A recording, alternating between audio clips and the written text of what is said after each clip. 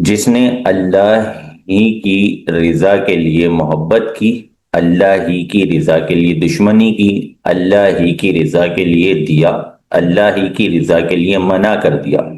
तो उसने अपना ईमान मुकम्मल कर लिया। अब इस हदीस मुबारक में जो हमारी रहनुमाई की गई, जो हमें समझाया गया, वो ये कि हमने हर अमल के वक्त तवज्जो रखनी है,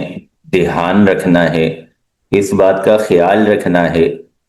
कि हम जो काम कर रहे हैं, जो काम इस वक्त हम करने लगे हैं, हम किसी से मोहब्बत कर रहे हैं, किसी को अच्छे अंदाज में देख रहे हैं, किसी से अच्छा बर्ताव कर रहे हैं, तो हमारे दिल में यह ख्याल हो कि अल्लाह राजी होगा, इसलिए मैं इसके साथ ये अमल कर रहा हूं।